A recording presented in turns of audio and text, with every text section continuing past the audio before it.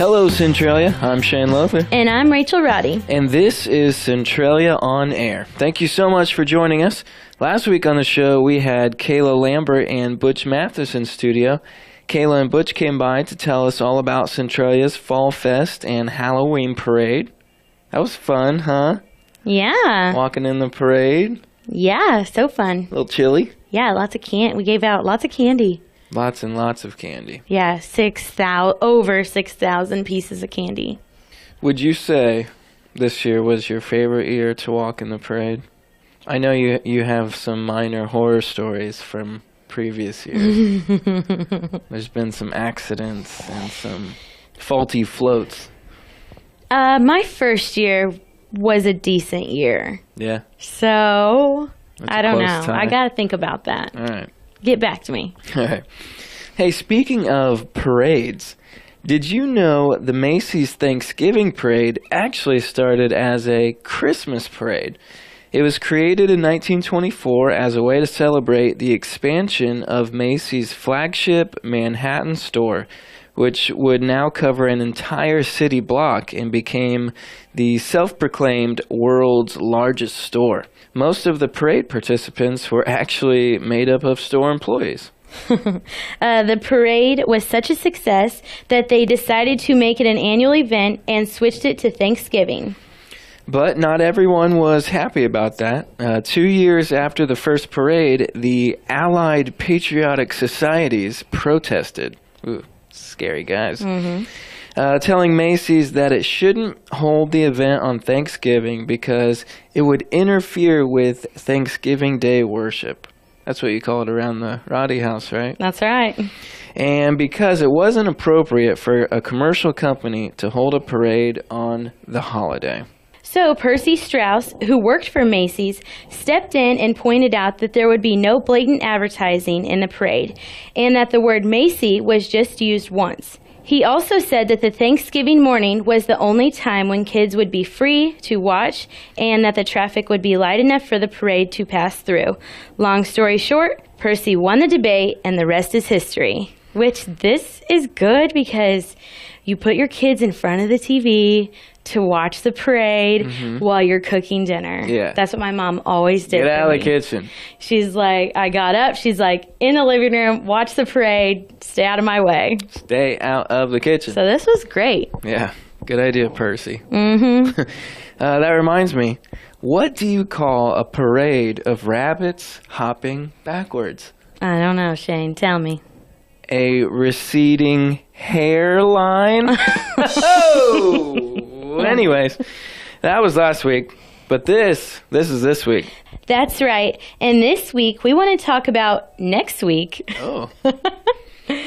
Next week, Centralia Connected, the mentoring program, is hosting an informational meeting for those interested in volunteering. So Shane and I thought it would be a good idea to replay our interview with Don Ford and Gayla Harting for listeners who think they might want to help with the Centralia Connected program. This event will be held on Thursday, November 8th from 6 to 7:30 at the Centralia Rec Center. All right, Gayla and Don, thank you so much for being here today. Don, tell us a little bit about yourself. I am the Technology Director for Centralia City Schools and a board member for Centralia Connected Mentoring Program. All right, Gayla? I am the Director of Community Development for the City of Centralia, as well as the Planning and Zoning Administrator, and I oversee the Code Department. All right. That is a mouthful. Yes, it is. Do you have an abbreviation for that? I work at the city. There you go. All right, so you guys came in today to tell us about the Centralia Connected program, which is through the Centralia City School System, right? Correct. Tell us a little bit more about that.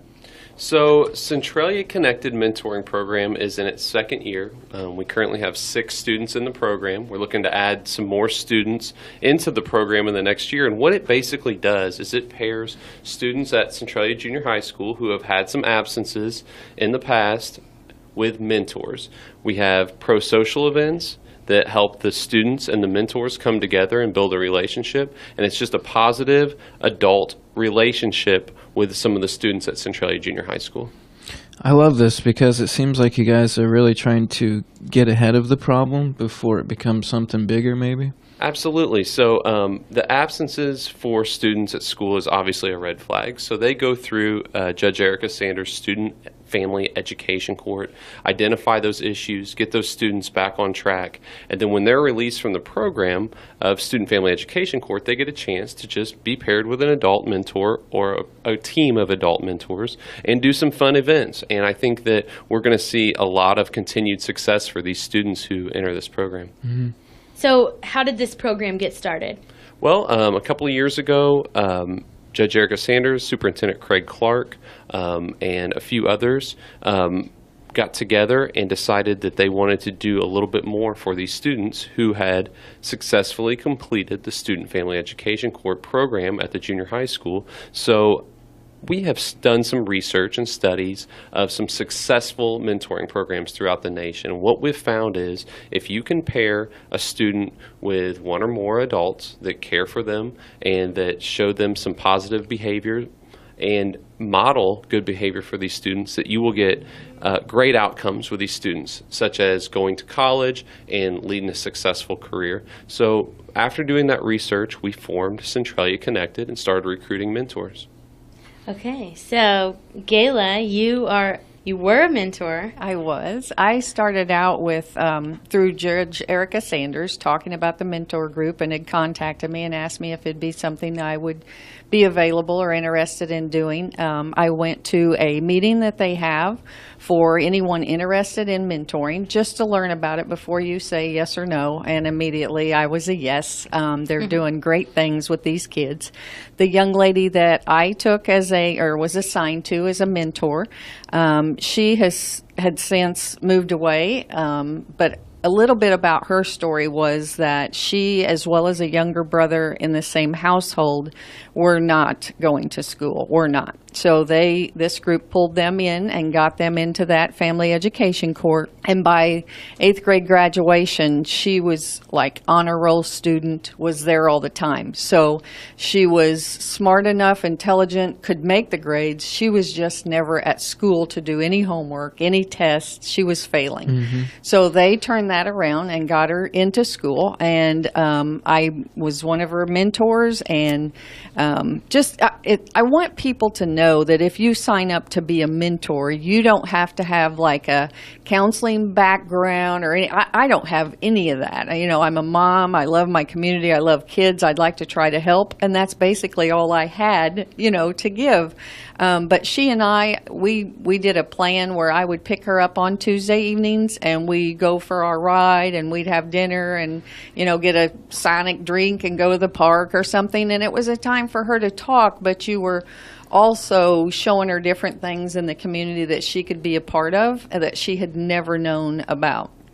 And then when she moved away, I went ahead and stepped up to being on the board for that. And one of the favorite things I've seen since being on the board is we have a couple of mentors to one child who is now going to our community garden, and they have their own plot and straw bales down at the community garden. They're learning that you don't have to have a large yard and a tiller and all the equipment. You can grow vegetables on your own and have them for yourself out of a straw bale. So that's one of the neat things that they do with these kids, and there's a lot of things they do as groups, but then they also do as individuals.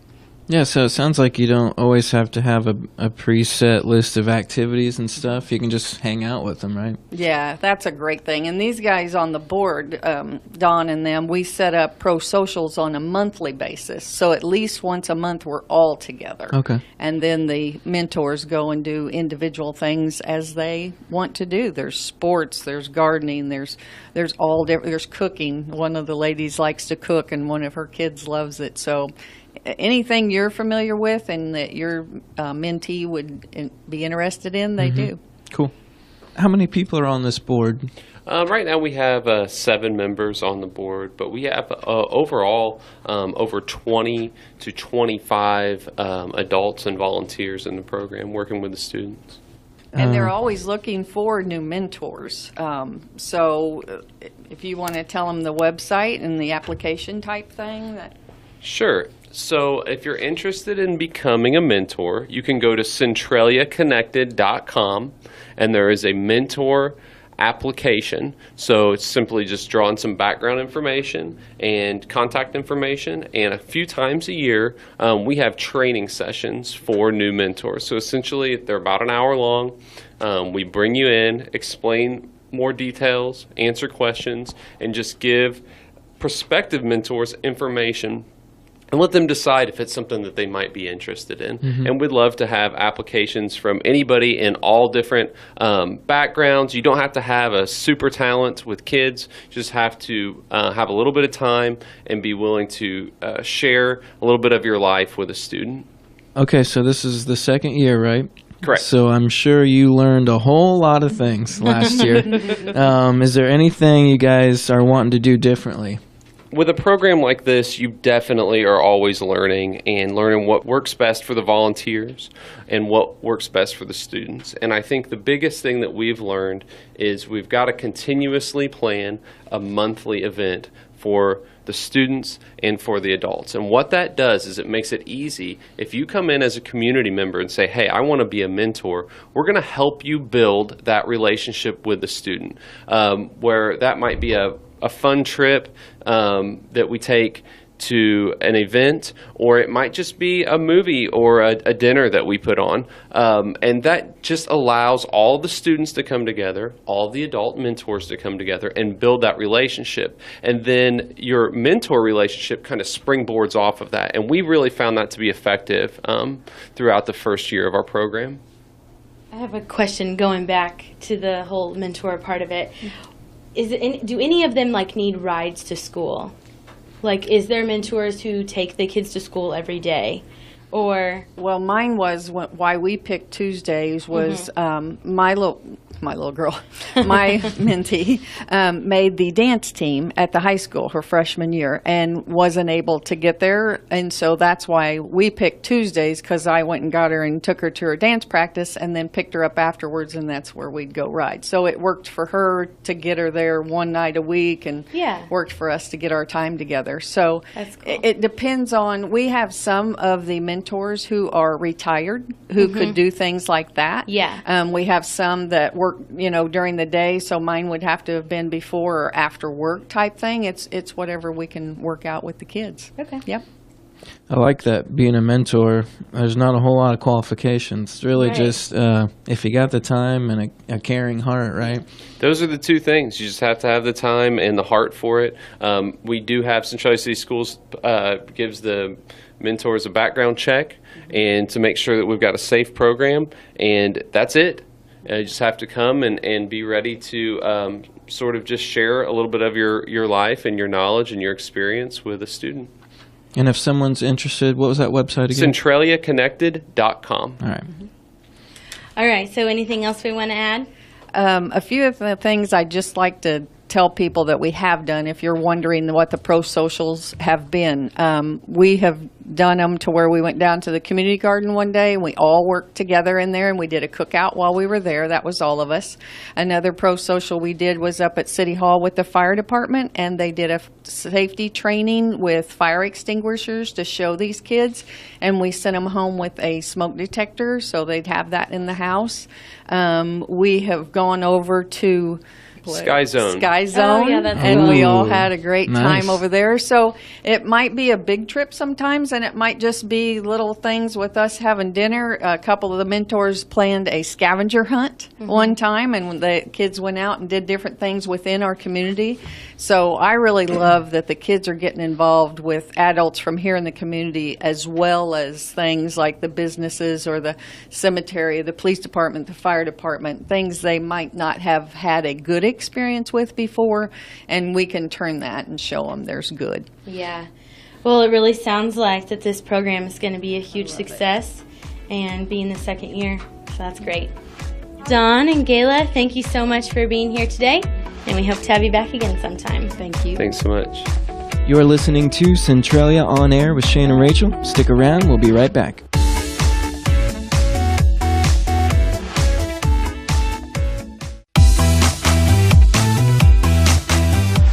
Shane and Rachel here. You're listening to Centralia On Air.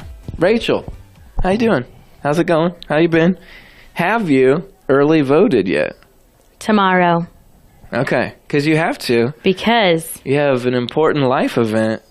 this week is wedding week. Oh my gosh.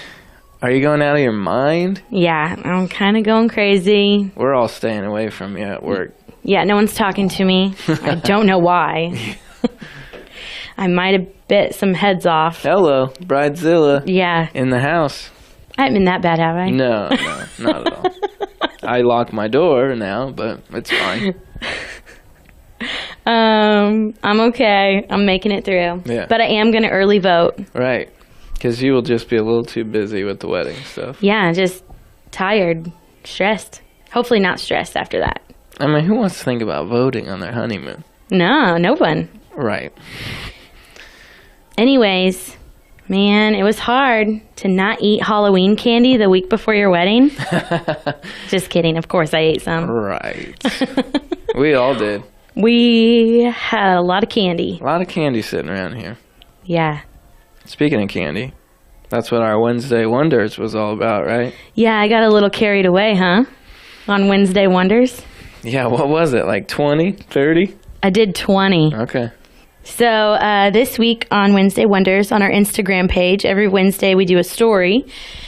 This week was candy. Candy versus candy. Candy versus candy. What would you pick? And so I did. I'm not going to read 20 of them. No. Shane said I couldn't.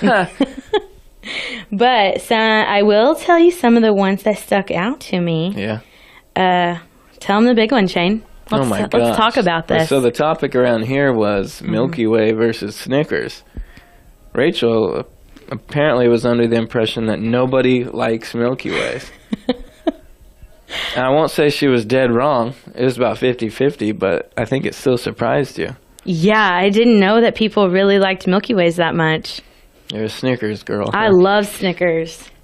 When I was younger, I wouldn't touch a Snickers. Really? Get those nuts away from me kind of thing.